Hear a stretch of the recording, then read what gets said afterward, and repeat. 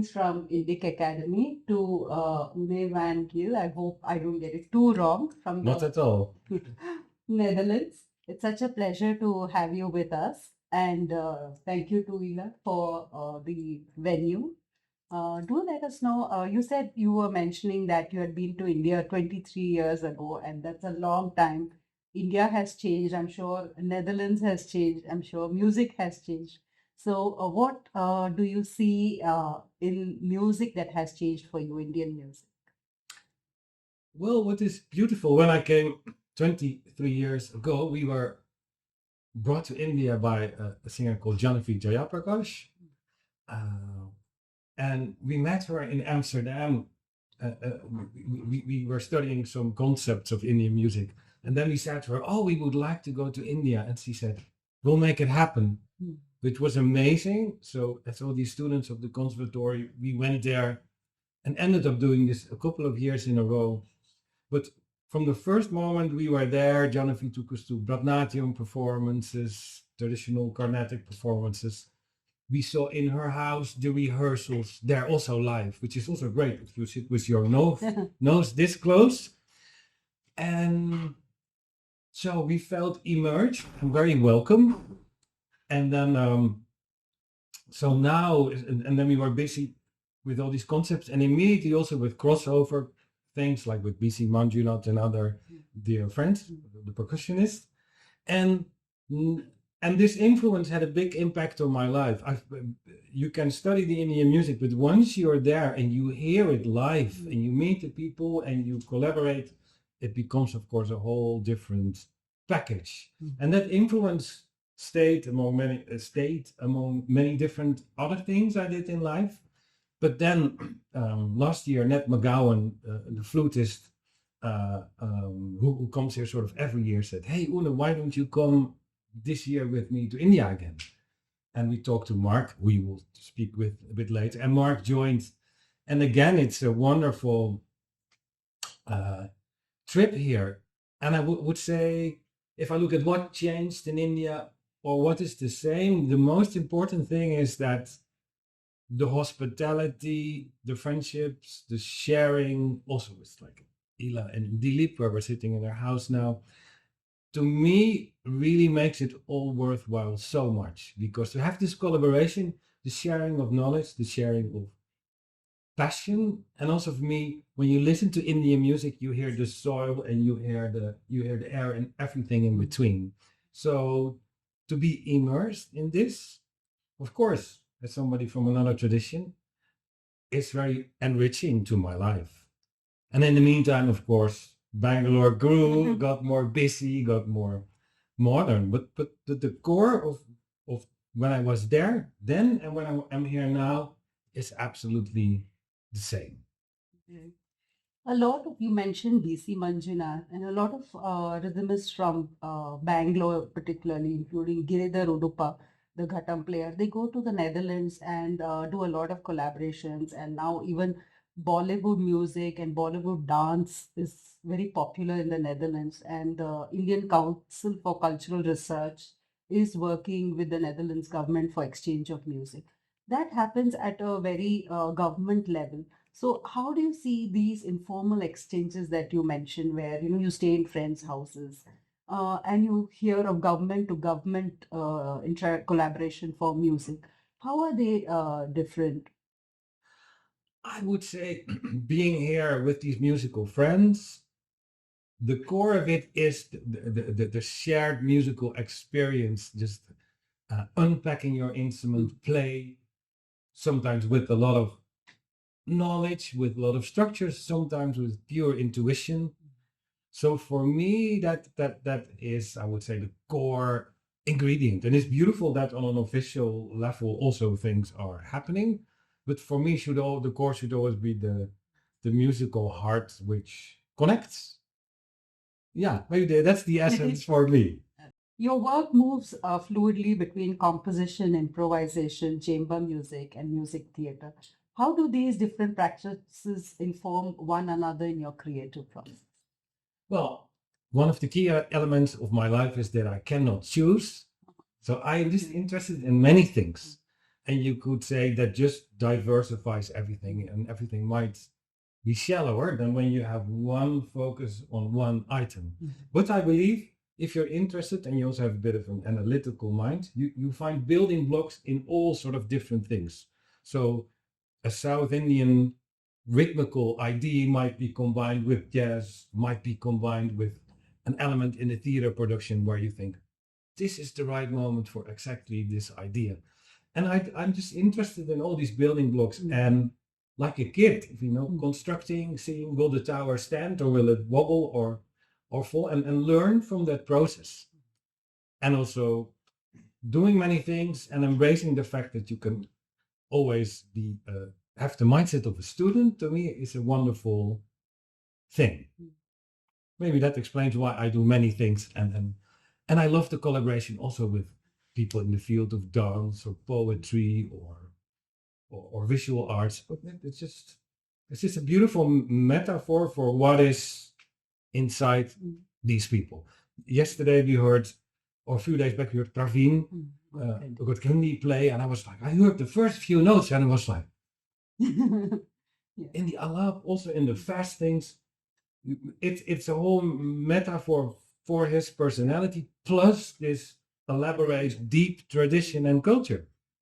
So to experience this is truly wonderful, I would say. We have a text or Triestis, ancient Triestis called the Natya Shastra, which has given us 9 emotions or rasas. Rasas literally means, actually in Sanskrit means taste.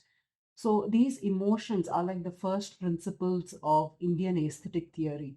And we believe all emotions fall under the rubric of these 9 categories. In the West or in Western music, do you have texts or musical, what do you call, paradigm under which you get from your past, which you follow in terms of how you convey the musical experience and generate the emotion? There is not such an elaborate theory that I know which connects to like 9 different types of emotions which help convey things.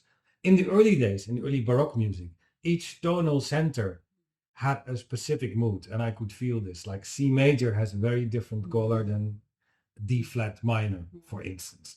But from there on, I think one of the beautiful things for me personally is that whatever music conveys, it's a language without words. So you can be brought into many places, also mentally, which you wouldn't have expected the moment you entered the concert and sat there as a listener.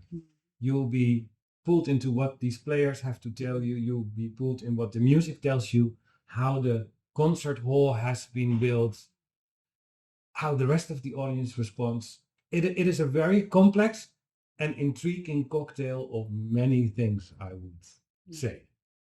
I hope that's a good answer to It's your perfect question. because, for us, in most Indian musicians will agree, they say, and even in the Natya Shastra, it says the final test of how successful you've been in your endeavor is the impact that you wanted to create in the audience and they have felt it. So sometimes there'll be a mismatch. You feel something and they don't respond. But they say, if the music makes you cry, then you're a very good you succeeded in your music. So yes. Yeah, and you can only do the attempt. You have only influence on the attempt, never on the outcome. Hopefully, if you put your heart in and if you collaborate with the other people on stage, the music will be somewhere there and that will project, but you have no guarantees. But it's beautiful to have the wish to make it a project, I would say. As a last question, the universal versus the local. So, how much of the local, that is your music from the Netherlands, how much is it, do you have, when you play in India, is there a difference between what is your original national or your aesthetic versus the global that you have picked up from different parts of the world? And is the impact different in different audiences? I think we are always shaped by whatever we encounter in our musical life. For instance, when I grew up, My father always used to play in Balkan bands, so we had quite a lot of Southeastern European influence. And there were Renaissance choir music where you would sing with choirs, this sort of thing. That combines with the pop music and hip hop I heard, and then folk music, rock, metal, African music, music from the Middle East, music from India. Many things come on your path. So without knowing it, you have this parkour of things which come on your way, and probably because of your taste, you'll find things. So in that sense, I coming back to your question, I do not know if I really have a very local source of music. Maybe you could say an individual thing, because anyways, I told you, in my family there were many different influences already. But maybe because of this, and because of I had a mother who doesn't live anymore. Everybody who would come would be welcome. There would always be food on the plate. So many people from whatever culture were always at our house. So in that sense, that gave me, I think, an open spirit to embrace the beauty of things. And for instance, when I heard Indian music for the first time, or especially also Carnatic music, there's all these details or this melodic refinement, and the same in the rhythm to me was also like, what is this world? You know, if it arouses your curiosity, bits, even as a listener, will become part of your reference in a way. So in that sense, individual, maybe some local and global are in a funny way combined in how you perceive music, or at least what I do. Who I absolutely also would want to thank for this time and this trip in India is the wonderful Veena player Suma Sudendra, who we have been doing a project with. Again, we're practicing in a small room, so she will just sit a few feet away and you hear all these beautiful gamakas and melodies. But what's also beautiful, that she is so open to collaborate and have us put Western influences also on her songs and on her repertoire. And that combined with the most amazing lunches she always, had ready for us in the breaks of the concert. So I think she's a beautiful, courageous person who loves adventure, who knows her tradition, and it's wonderful to collaborate with her. She's head of two very iconic institutions in Bangalore. She is a director of sorts at Chaudhaya Memorial. Yes. If you've seen, that's shaped like a violet. Not yet. And the Indian Music Experience, which is a music museum. Yeah, So you she's were- definitely playing a very important role in bridging cultures and bringing musicians together. That's right. Thank you so much. A for pleasure. this beautiful conversation. Sure. All the best with the rest of your trip. Likewise. Thank To you. Thank you.